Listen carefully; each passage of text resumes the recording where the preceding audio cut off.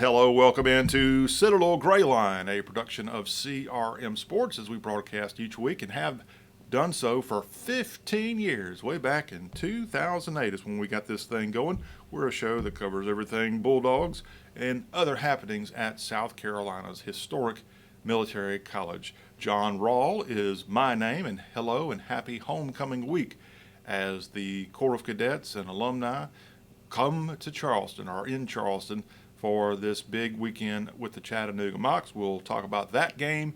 We'll also go back to last week where the Citadel really dropped a really bad game to the Samford Bulldogs at Johnson Hagood Stadium. We'll do that, and we'll get your input here on the show. We want to hear from you. 843-779-8496 is the way to get in touch with us here at the Gray Line, as we certainly welcome your feedback. We've got Knob Knowledge coming your way as well, and that's courtesy of BigRedPalmetto.store. We also have the dynamic duo back with us here this week as we talk Citadel sports with the Post and Courier's Bulldog beat writer, and that's one Andrew Miller, and he's repping the Quebec Nordiques today. Andrew, welcome into the show. Good to see you. Yeah, thanks for having me again, John. All right. Citadel last week with a game against the Samford Bulldogs at Johnson Hagood Stadium. It was not a very good performance. 38-3 bad Bulldogs over the good Bulldogs. Yeah, and what it looked like such a promising beginning to that game. That first drive that they had, it was, 16. I think it was 16 plays. They ate up half the first quarter. They got down inside the red zone, and then they just couldn't pick up that fourth and it was actually officially on the stat sheet 4th and 2, but it was more like 4th and 3 to me. I had it 4th and 3 in my notes, couldn't pick that up. And then Samford goes right down the field and they score. And then the Bulldogs have another really nice get inside the red zone again, but then they have a turnover.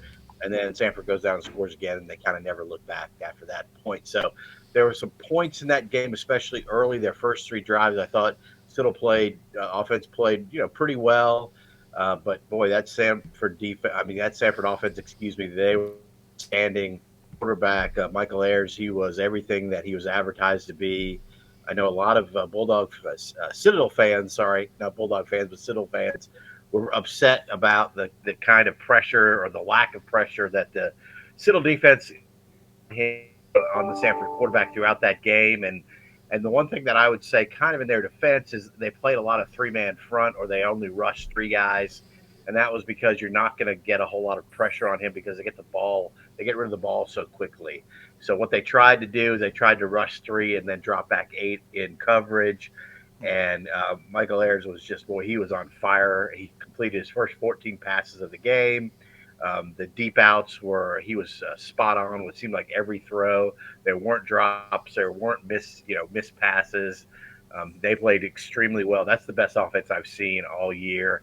And then they were able to run the ball because the way that the Citadel's formation was, they only had 3 front. So, you got to kind of pick your poison with them. And it didn't seem like either side of the ball played particularly well last Saturday. No question about it. Thank you, Andrew. Citadel Gray Line is a show where we are not officially connected to the school, so therefore we're allowed to weigh in with opinions. We welcome your opinion. Again, text us at 843-779-8496. And today I'm taking the gloves off. We have been watching this program for the last 6 years now, hover around 500 or below, and officially as a result of losing to Samford, the Citadel will once again have a losing season. And many of us are not happy about that, and we'll discuss that a little bit later. But before we get too involved with coaching conversations and more, let's welcome in the third of the triumvirate, and that would be one Thomas Scruggs here. And he's on location in the Low Country today. Hello, Thomas. Welcome into the Gray Line. Hey, good morning, John. Yeah, here from beautiful Mount Pleasant, courtesy of my roommate, Theron Walker, his house here in Mount Pleasant on beautiful Horse Creek. Your roommate of yesteryear, not today. My college roommate, yes, at the Citadel. Not my current roommate. That would be my wife, Shannon. Yeah, I'm sure your wife would like to clear that up, so you don't want to let her know. Yes. Thanks for clarifying. Yeah. So welcome. Good to see you. Great location there, Mr. Walker has there in Cresco, Mount Pleasant. I do want to say real quick before we jump into it heavy, we are recording today a day earlier than we normally do. We normally do this on Wednesdays. We're having to do it on Tuesday because I got a medical appointment Wednesday, and I'm actually planning on coming to homecoming. So everybody be warned, yours truly will be back on campus for homecoming, at least if the good Lord allows me to get down there this weekend. And everybody should come. It's a good place, regardless of the school's record on the gridiron. Coming back to homecoming is a special thing, and many will do that. And a special congratulations to those celebrating their 5, 10, 15, 20, 25, 30, 35, 40, 45, 50 reunions and more.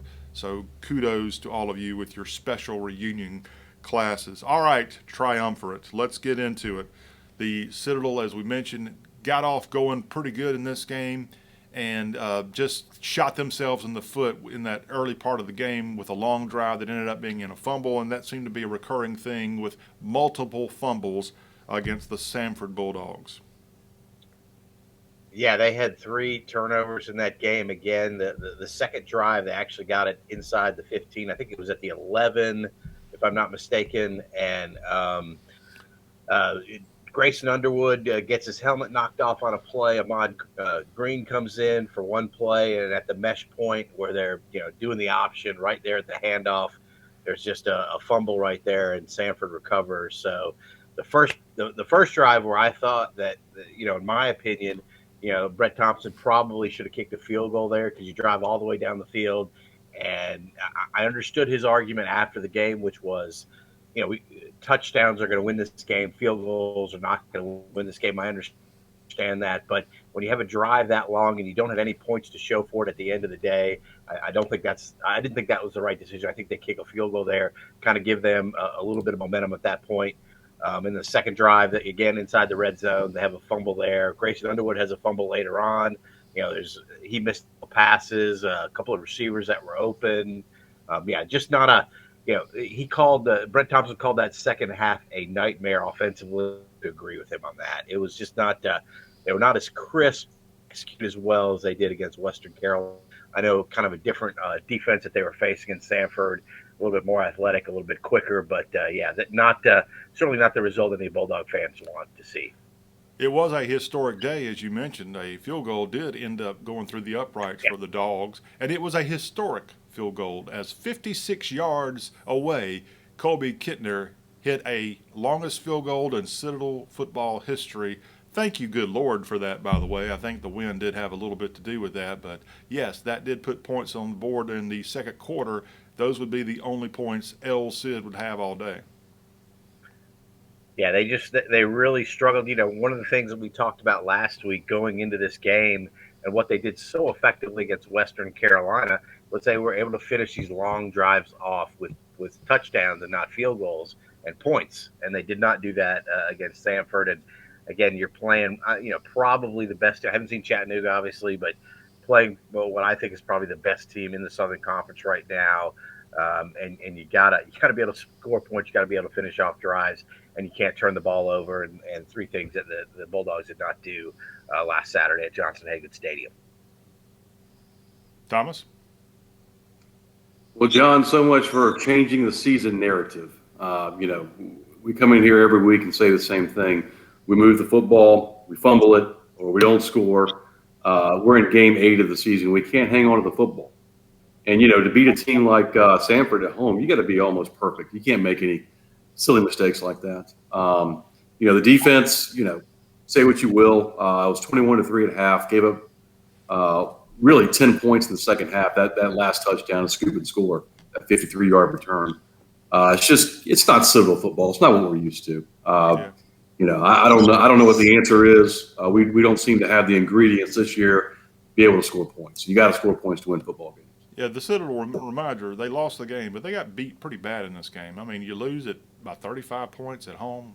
That's pretty tough. I know Samford's good. I'm not saying the Citadel should have won this game.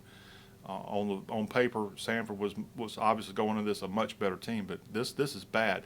And I've seen with my own eyes in recent years losses to Samford where the Citadel could have and should have won the ball game. And so here we go again, getting dominated. Last year's game in Homewood against Samford was another Samford rout over the Citadel. And these are teams that the Citadel, in my selfish opinion, ought to be beaten half the time at least. I know we can't win every game, but my goodness, the Samfords of the world, I just don't like getting your butt handed to you by this little tiny school out of Homewood, Alabama, every single year. And that's what's happening, and that's not a fun thing.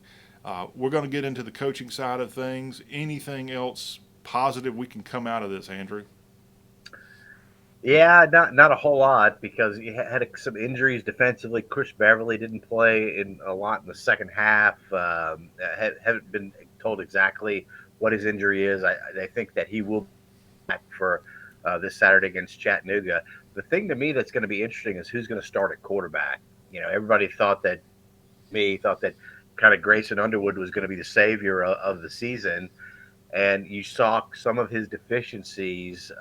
He did some good things, don't get me wrong, but you saw some of his deficiencies in the passing game, where he had guys that were open that he could have hit, but he just hasn't played that much football. When you haven't played in 4 years, really, and this is your first live action, you're not going to be kind of battle tested.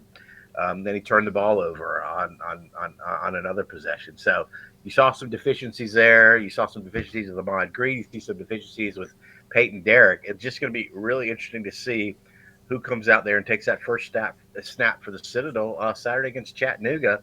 And I'll be honest with you, I don't know who's going to start there. I would think they would go back to Grayson Underwood, but who knows? If Peyton Derrick's healthy, I wouldn't be shocked to see him start.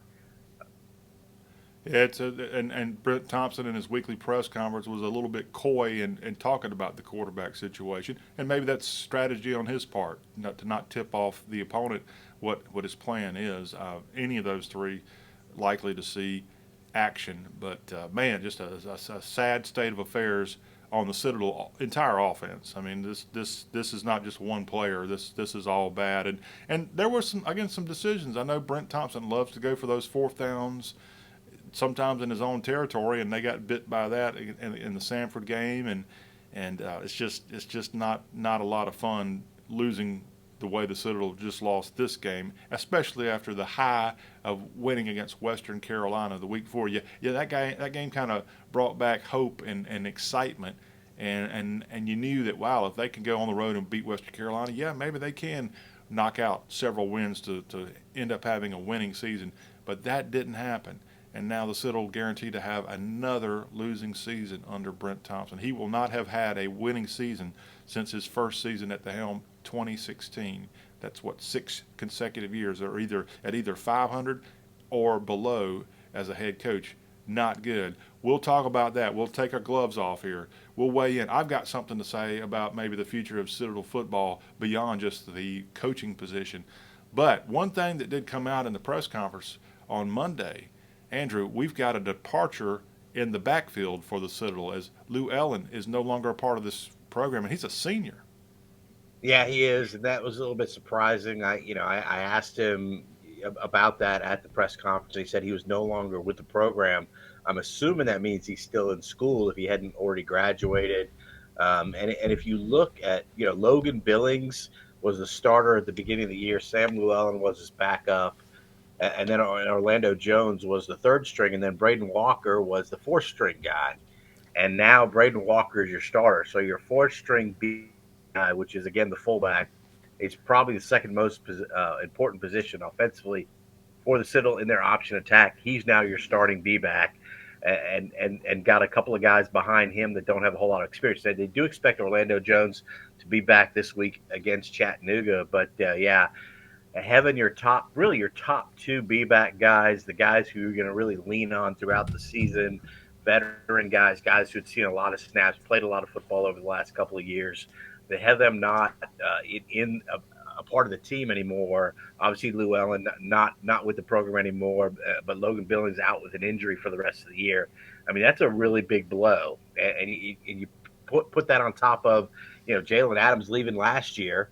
Your starting quarterback, and you got to make up a lot of ground and do a lot of things offensively to kind of, get those guys to mesh and gel together, because really the chemistry is so important on an option style attack. That mesh point where you're handing the ball up, putting the ball up in the belly of that B back, that fullback, and making sure he's got it or I'm going to pull the ball and then who am I going to pitch to, and all the things that go into the intricacies of running that option attack are so crucial in chemistry. People don't realize that chemistry is so important to be a part of a really successful option attack. And those veteran teams that the Citadels had in the past, those guys that have run that option over and over and over and over again, not only in practices but in games, that's what makes the option attack so hard to stop when it gets going and when there's rhythm and continuity in it. So, it's been a really tough season offensively, especially for the Citadel. I kind of agree with you. At this point, though, if you're year 7 and you're a head coach, you should probably have a little bit more depth in the program than they have right now. Yeah. About it. And again, as I mentioned about Sam Llewellyn, this guy is a senior. He's only got this weekend and the Virginia Union, Lynchburg, whatever their school's called, home games left. Very unusual that a guy in his last year playing would walk away from this team if that's what happened. Hopefully he's still a cadet or has his degree, and we wish him the best, but very unusual move right here at the tail end of the season.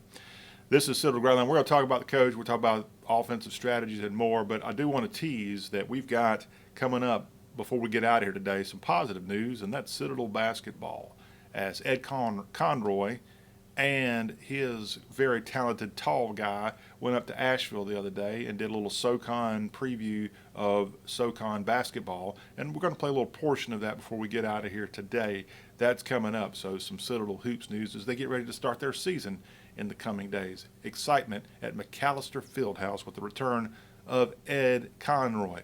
Let me also right now, before we switch into coaching controversy, if you will, tell you about our great partner here on Citadel Gray Line, a partner that's been with us for a decade now, and that's IPS Packaging and Automation. They truly are a name you can trust, as IPS since 1976 has been providing manufacturers and e-commerce companies with the very best packaging products and automation in the entire industry. IPS Packaging and Automation, it offers a complete line of packaging products, from stretch films and 3M tapes to corrugated boxes, strapping, and equipment automation. It's IPS Packaging and Automation. They'll analyze and streamline your current methods and will improve your packaging process. Call them up at 800-277-7007, where you can learn all about this great Fountain Inn, South Carolina company, or go to IPS Packaging and Automation's website, ipack.com. IPS Packaging and Automation is a proud supporter of Citadel Bulldog Athletics, and we sure appreciate what they do each and every week. And kudos to Derek Murdoch. I know that I've recently seen their beautiful logo right there on the sidelines at Johnson Hagood Stadium. As a player runs out of bounds near the end zone, you'll see that great IPS Packaging and Automation logo. So thank you for your support of this show and Citadel Athletics, IPS Packaging and Automation. We got a knob knowledge question we'll ask in just a moment before we switch to basketball talk.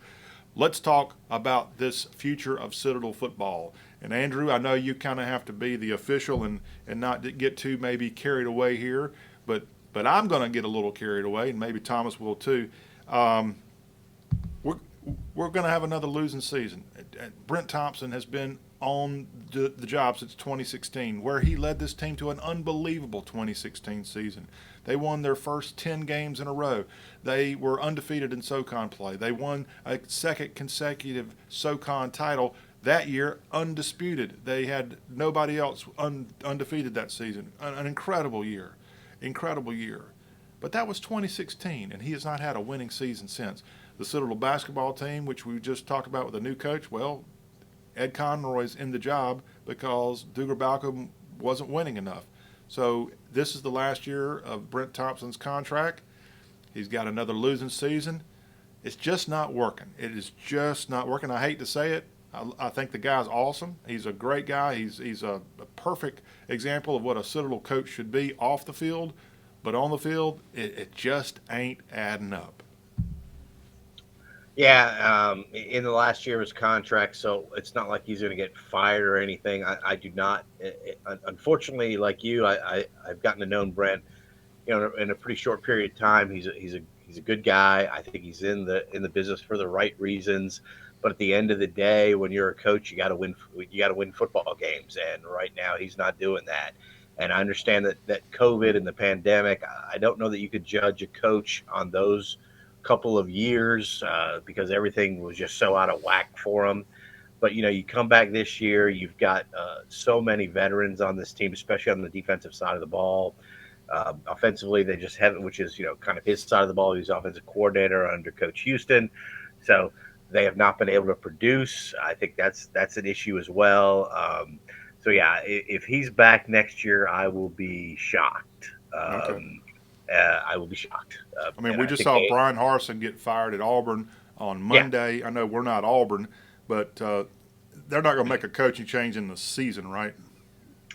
that would surprise me as well. It just doesn't to be the way that the Citadel does business. I mean, I can remember the last year I was on the Citadel beat back in the '90s when Charlie Taft, God rest his soul, when he got caught for the second time doing DUI, and they brought in Don Powers, but that was before the season began. Those were kind of mitigating circumstances that led to that coaching change. But it just hasn't been in the Citadel's MO to get rid of a coach in the middle of the season. I think Brent Thompson is going to finish the season, and then I think the AD is going to move in a different directions. And I can attest that the AD was there on at the game on Saturday against Samford. And not trying to cause any more grief, but look, in modern athletics, and I'm not so sure the Citadel goes into the definition of modern, but it's very common in today's modern athletic departments to kind of make the coach and athletic director be packaged together. We just saw that at Auburn with John Cohen hired as their new athletic director Monday. Now he's going to have to go get a new coach. We've seen that happen in multiple places. You just have to wonder, is the Citadel also a package deal on the dismissal of athletic director and a head football coach? Don't know. I know we're not a big SEC school at this point, but that's just the current trend going on. But it's not adding up. And again, the guys had more than enough time to try to at least not even win championships. To win a Southern Conference championship at Citadel is a very, very special thing, and he's done that. But we don't, realistically don't expect to win championships every single season. But we would like to have a winning season every 2 or 3 years at least, and we're not getting that. Thomas, am I completely out of whack here? No, sir, it's not too much to ask for. I mean, here we are in year 7 with Coach Thompson. We're averaging 12 points a game. We've only been competitive in like 2 or 3 games thus far. I honestly don't think it matters. I hate to be so negative, but you asked the question earlier, who's going to start this week at quarterback? I don't think it matters who starts at quarterback. I was thinking maybe we shouldn't even have team, a quarterback position. I mean, seriously. Well, again, John, it's unacceptable for Citadel football. We are not VMI, and so, we're used to competing for SoCon championships. And like I said, year 7, Brent Thompson, another guaranteed losing season. It's time to move on. All right, Thomas, putting the gauntlet down. All right, let's talk about a coaching change, which I think we all agree probably is going to happen here. Guys, after seeing what we just saw this past weekend, I have some real serious reservations about going forward with the triple option offense. I know they've made some changes to try to do player safety with the cut blocks rule and all that. I'm not so sure the triple option offense is going to work anymore, and should we be doing something different? Now, let me say, I love running the ball. I love a power running team, but that doesn't necessarily mean you got to have triple option. So is that maybe where we should be looking going forward? Because that's the one reason Brent Thompson got hired as the head coach, because he was the triple option guru, if you will, in the previous coaching staff, Coach Houston, and he got that head coaching job. But do we really need to be a triple option team going forward? I pose that to you two gentlemen. Well, the old argument is, the only way that we can be competitive with bigger, athletic, stronger teams is to run an offense like the triple option. It's supposed to be the great equalizer, because obviously we can't get the talent of, even we saw it earlier in the year, like a team like Campbell that had all the big D1 transfers. But, I don't know, because look at VMI the last 2 years. Obviously, VMI is having a down year. They didn't run the triple option that I'm aware of. No, they had more of a passing game. So, I guess way back in the day, Furman may have run a version of it. I don't think Furman's run a triple option in a long time. So I think it's a valid question. Where do we want to go? And how can we be competitive? I see the social message boards, people saying, well, we just can't be competitive in the SoCon, so we need to drop down to Division II. I think that's nonsense. I think we need to figure out the best path forward, whatever type of offense that is, and go find the coach that can make it successful. Yeah, I tend to agree with you guys mostly with that. I do think that you're going to have to find some kind of option offense. I was thinking more back in the day again when I was back on the beat. Georgia Southern ran kind of a variation of the option, but they could pass the ball as well. And those Georgia Southern teams, that was back when Georgia Southern and the Bulldogs were 1AA schools, FCF schools, whatever you want to call them. But they were really successful running that kind of offense that had a little bit of versatility to it. They could throw the ball, but they run heavy teams as well. And maybe some offense like that would work a little bit better. I just don't know that a traditional spread offense that most teams run these days is going to work at the Citadel because of the kind of athlete that you can get there, that you can attract to the school. So it kind of has to be, again, in my opinion, more like the Georgia Southern offense, because you're right. Some of the cut blocking rules have been modified in the last couple of years, and that really kind of hurts what you want to do when you're a triple option team. And as I said, I love running the ball. I think we really need to be a mostly, if not exclusively, running offense, Right. in no matter what, because it's all about bringing that clock down. But my goodness, right now we can't really pass a ball at all anyway.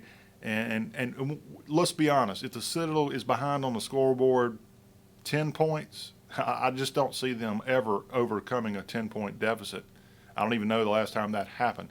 And that shouldn't happen in football. If you're not playing a perfect game and you are behind, you should have an offense that's capable of at least catching up. And with the way things are right now, it doesn't look very good. Yeah, no question. But I think about had the Citadel had a little bit more consistency at their quarterback position. There were games out there earlier in the season that I thought they had a chance to win, even against Campbell. I thought had their quarterback been a little bit more consistent, been a little bit better executing, I think they had a chance to beat Campbell, which I know sounds crazy, and certainly had a chance to beat Furman and Wofford as well. So I think the biggest issue right now for the Citadel, at least offensively, is getting some consistency getting consistency at quarterback, which is going to make their offense that much better. And another thing, this is really hurting this team this year and has for years, is that depth. We just don't have the depth. That's why we've had a lot of these graduate transfers come in. We don't have the depth. I guess we're slipping on recruiting. Let's be honest here. We're not doing that good, evidently. And retention, we're losing players. Like I said, we shouldn't be losing a senior unless he's done something out of the football program that I'm not aware of. You put all that blood, sweat, and tears into a program, and this is not the only. I mean, we lost the starting quarterback from last year. Is no longer in school. Yeah, and again, that goes back to the chemistry and getting that consistency, that kind of chemistry and that cohesiveness that you build up over the years in a program between players and coaches, and the kind of offense that you're. No question about it. It's going to be very interesting for me to see where the Citadel goes next season. I have heard, and I was going to write a story about this here in the next week or two, that the AD has been extended. His contract has been extended by a couple of years. I'm just trying to confirm that with the right people before I write the story. But it seems like he's going to be around for a while. All right. Well, like I said, we're not an SEC school. This operates a lot differently, and we'll have to see. But definitely looks like changes on the horizon, or at least ought to be. They may not listen to us, or may not listen to anybody, but Brent Thompson, great guy, but it's just not happening. Unfortunately. But to his credit, he'll always go down as a Southern Conference champion coach, no matter what happens. And lo and behold, he might be here another 20 years the way this stuff works out sometimes. All right, anything else y'all want to say on coaching and offense? No, I just say, John, that I think we need to be careful. If we do move on from Coach Thompson at the end of the year, we need to be careful of the mindset that we have to get a grad. That didn't work out too well with Ellis Johnson, so really needs to be the best man for the job, not necessarily the connection to the Citadel. Are you taking my name out of the potential candidates? Is that what you're trying to do? Yeah, sorry to inform you of that, John, but I don't think it's going to work out.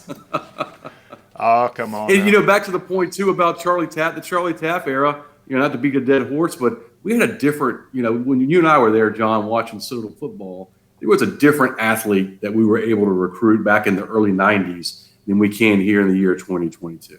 So that's just reality, and it's not just football. It's across the board. Let me point out something that unless you were around in the 1980s and mid-90s, you may not even realize this, but the Citadel, the mighty Citadel bastion on the Ashley River, used to be one of a handful of schools that played Division I football in the entire Southeast.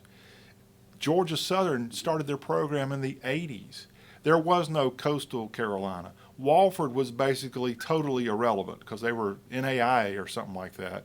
There was not other teams like Georgia State and all these Campbells and all these other schools just didn't exist. Kennesaw State, which runs an option offense, wasn't even an afterthought. Now they're about to move to FBS football. So there was a lot less competition to get quality football players, and that really has not helped El Cid, the mighty cadets, out having all these other programs for a high school kid to be even courted to go to. Agreed, 100%. And I don't like it. Yeah, Andrew. and I was thinking about the baseball program and how good they were when again I was on the beat. They went to a couple regionals. Freddie Jordan was their head coach. There was no College of Charleston, Furman, the other programs, Wofford. They were not considered Division I baseball programs, and so it seemed like that Freddie was able to get those athletes, those guys that didn't go to South Carolina or Clemson. He's able to get those quality players into his program. And now Coastal Carolina is they won a national championship. The CFC has been to a couple of regionals, and Furman and Wofford have also improved their programs. You're right, that takes away from what the kind of athlete that in the past the Citadels have been able to attract and recruit to their campus. So, Thomas, I want you to shut all those other programs down. Can you do that? We'll get to work on that, John. All right. That is something to keep in mind. All right, let's try to turn our attention to something a little bit more positive, gentlemen. I think we've covered the football thing enough here this week. By the way, this week, the Citadel, again, it's homecoming. I guess I should mention briefly a little bit about the opponent. Chattanooga comes in here. Chattanooga was right there competing with the top of the ladder of the SoCon. They got their little butt handed to them on their most previous visit to the Palmetto State as a team called Furman laid the wood on the Mocs this past weekend. So now they've got to come right back to the great state of South Carolina for maybe another butt whooping, Andrew. Yeah, that was a surprise to me. I thought, and give Furman credit, and Brent Thompson said this to me the other day when I was chatting with him kind of off the air. He was telling me how just Furman finds a way to win and finds a way to win football games. And that's true. I wasn't overly impressed with what Furman did against the Citadel when they played at Johnson Hagood Stadium. But, man, they have found a way to win football games, sometimes kind of ugly. But, you come in and face what everyone considered they were a top 10 team in FCS, in both FCS polls last week. And Furman won the game. So give Furman a ton of credit for what they did. Chattanooga is a team that's the best defensive team in the Southern Conference. They're ranked in the top 15 nationally defensively. They're a top 15 team against the rush. So Citadel's definitely going to have their work cut out for them, putting points on the board against these guys. Have kind of a totally new offensive system there and new players. I think there's only two guys that return from last year's Chattanooga team offensively. So see a lot of new faces out there for them. But it's going to be a tough tall order for the Citadel to win this homecoming game against really an elite defense in FCS.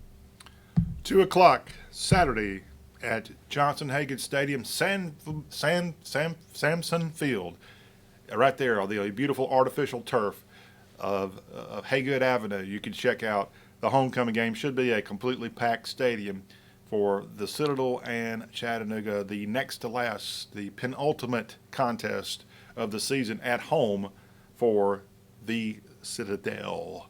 So that's this week, and then they got another game the following week against Virginia University of Lynchburg, and then the Bulldogs wrap up the entire season up at Lexington for the Military Classic of the South on November 19th. So the season down to the final 3 games, and again, now guaranteed to have yet again a losing season. Well, no reason to be down about losing, because you can always win right here on Citadel Grayline, and that's courtesy of BigRedPalmetto.store. Hundreds of items, shirts, caps. They've got decals. They got all kind of koozies and coffee mugs and more. Just a complete lineup of all kind of Citadel logos, class items, and more. BigRedPalmetto.store is the website, and they bring us each week Knob Knowledge. Now, last week we asked a question that was a positive question, because Grayson Underwood went up to Western Carolina and essentially made his debut in a very good winning effort, 34-21 over Western Carolina. It was eerily similar to what a Citadel quarterback of yesteryear did, making his debut in a winning effort at Western Carolina. So the question was asked, who was that Citadel quarterback that went up there and made his debut against Western Carolina and then ended up being a pretty good quarterback? I had an incorrect guess of Dominique Allen. That's a great guess. Of course, Allen, now part of the Citadel coaching staff.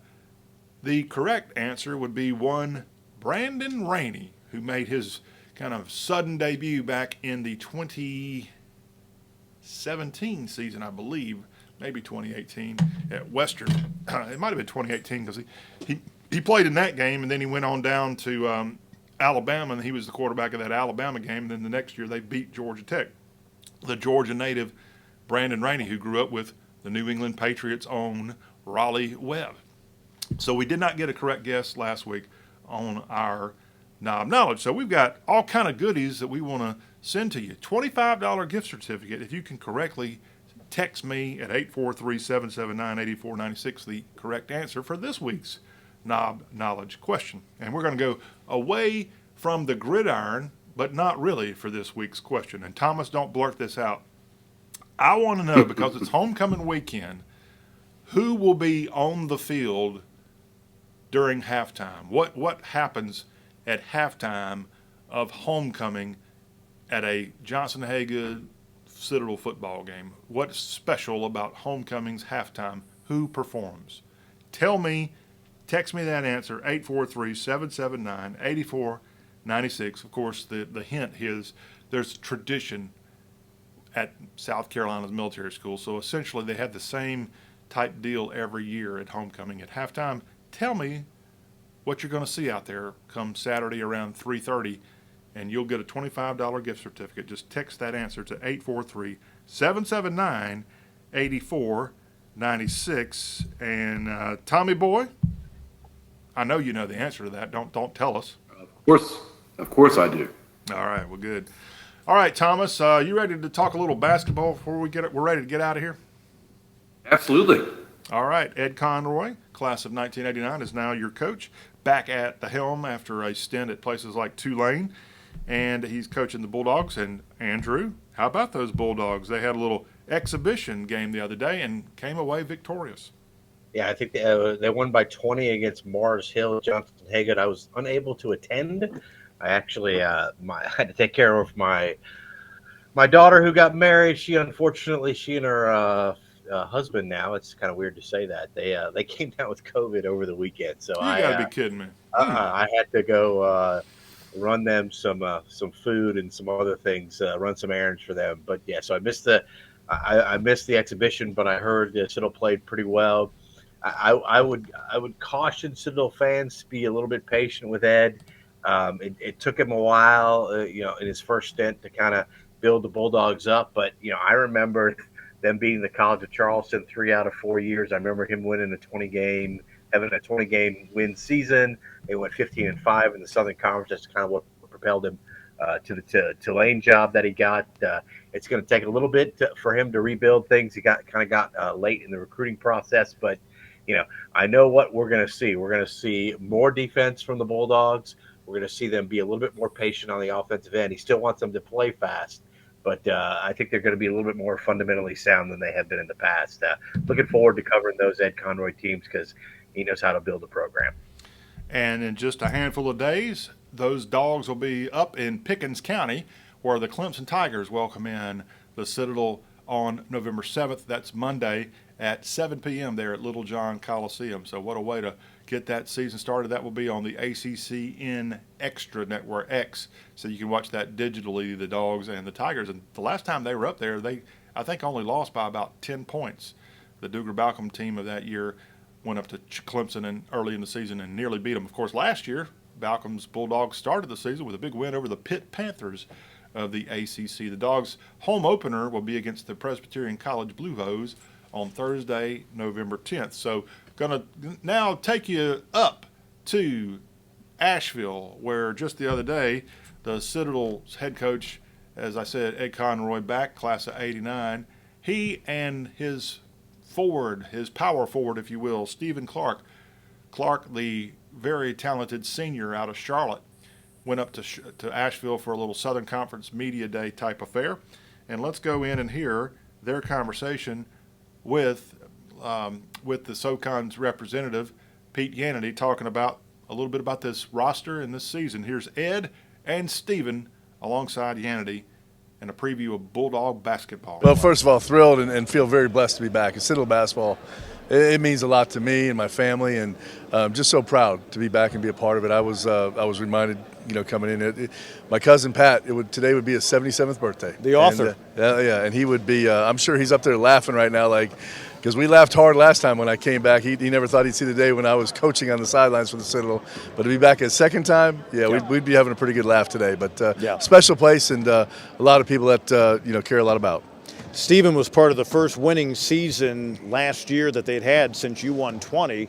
And what a great run you had back there in the 08-09 year. But Stephen, new coach coming in, new philosophies, I would think. But it's probably helped that you guys really got competitive last year, and you were a tough team to beat, and some of the key guys are coming back from that team. Yes, sir. Yeah, it's been great learning from Coach Conroy. I mean, we kind of hit the ground running from day one once he came. He's a basketball junkie. I like watching film. I just like learning from him. So should be an interesting year for sure. Yeah, pretty cool. And again, 6'9", a guy who can block shots and score inside is a good guy to get to know on your roster, I would think. And no question. Probably going to build it around him a little bit. But give me an example of the style. They shot a lot of threes in the past. What's this image of this team going to be, and is it going to be similar to how you played back when you were there the first time? Well, first of all, this guy I'm sitting next to, he's going to be a huge part of it, and he is a talented inside player, can block shots, has great timing, can score in there. But I'm going to move him around all over the floor. One of the things that we prided ourselves on last time was versatility and players playing multiple positions. Well, this guy fits right in the mold of what I'd like to do, and you'll see him playing really all 5 spots during the course of the year. He's that talented, and he's going to have that kind of season for us. The other thing, before Coach Balcom, we owned most of the 3-point records. Now his crew just smashed them, but we were kind of ahead of the curve. I think a little bit on spreading the floor and shooting the three. We'll get back to doing a lot of that, and just like I said, versatile players, and then just trying to listen and watch every day and see what our players' strengths are in this first year, and just play to them. 112 assists last year. Talk about a guy who's versatile as a big man, and those weren't always necessarily passing out of the post. I remember you going to the high post often. Are you kind of a guy that's maybe looking to get an assist as much as you are to go to the basket, get some points? Well, I'd actually argue I'm probably more of a pass-first player anyways. I think Coach has been telling me I actually need to be a little bit more aggressive, being a little passive too much. But when you got shooters like Jason Roach and Caden Rice that I've had in the years past, I know how talented they are, and I want what's best for the team. So, I'm finding shots for whoever on the team, is open. Mm-hmm. And there you have it. Stephen Clark and Ed Conroy. Beautiful band of gold there, by the way, on Cadet Clark's finger doing that interview. Andrew, what'd you think? Yeah, I agree with Ed. I mean, they were back when Ed was coaching at the Citadel. They were kind of a spread the floor team. They had versatile players there. They did take a lot of threes even back then. But you're right, Duggar came in and completely revamped the idea of what a fast-paced offense was going to be. Again, I think they're going to be a little bit more fundamentally sound. I think they're going to be a little bit more patient on the offensive end. They're certainly going to play defense a little bit more fundamentally sound, I think. And it's going to take a little time, and I hope Citadel fans are patient with Ed because I know he can get the job done. I got all the confidence in the world in him. And Stephen Clark, he's a kind of a guy, inside out guy. He's right. He is kind of a pass first player. His role is definitely going to change this year. He's going to have to be a little bit more selfish. He's going to have to take a few more shots because they don't have those guys around him, those kind of veteran guys around him that they had in the last couple of years. All right, again, Bulldog basketball beginning the season Monday against those Clemson Tigers, and that will be in the upstate and the home opener against PC. And so we're right here at the beginning of Bulldog basketball. The SoCon opener will be on December 29th when they play in Charleston against the UTC Mocs. And that College of Charleston back on the schedule. That's going to be a great game, and that will be at McAllister on Saturday, December 3rd. So excited about the new season with Coach Ed Conroy. Thomas, run over there and stand in line right now and get your season tickets. Yeah, my only question is, will we ever get that elusive ticket to the big dance? We're only one of a handful of Division I teams that have never been to the big dance. So I have full faith in Coach Conroy to finally get us there. I think it's 3. I think there are only 3 teams, as last I remember. That might have changed. I mean, come on, even Northwestern made it to the big dance. We can. Not a club we want to be in. No, yeah. Definitely not. We'll get there. We'll get there. Again, Ed Conroy did take us to our only postseason invite ever. CBI, I believe is what that thing's called. I guess there's a banner hanging from McAllister for that. But, man, we wish him all the best.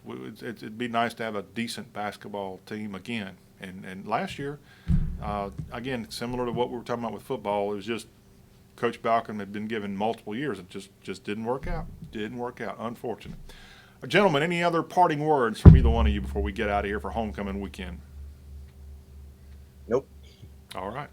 Well, again, everybody, have a wonderful homecoming. If you're coming back to campus for the first time in a while, enjoy the sights and sounds of Moultrie Street and also beautiful Charleston, South Carolina, and be safe. And we'll be right back here next week to break it all down, what happened with the Chattanooga game, and get you ready for Virginia University of Lynchburg. All that on next week's show, and your feedback welcome here anytime, no matter when you catch us, if you're watching us on our Facebook page or if you're catching the podcast.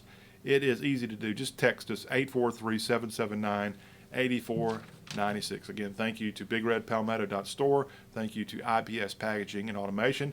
Go follow Andrew on Twitter. Andrew, what is it? AP Miller, what? Tell me. Underscore at PNC. AP Miller underscore PNC. It's at AP Miller underscore PNC. Sorry. Yeah, on Twitter. And read the great articles that he's putting out there about Citadel athletics and more from the Post and Courier. postandcourier.com is the website for Andrew's great work. Thomas, thank you, sir. Enjoy your time in Charleston, and we'll see all of you right back here next week for more of Citadel Gray Line, and we're a production of CRM Sports. Fall out, everybody, and thanks for watching.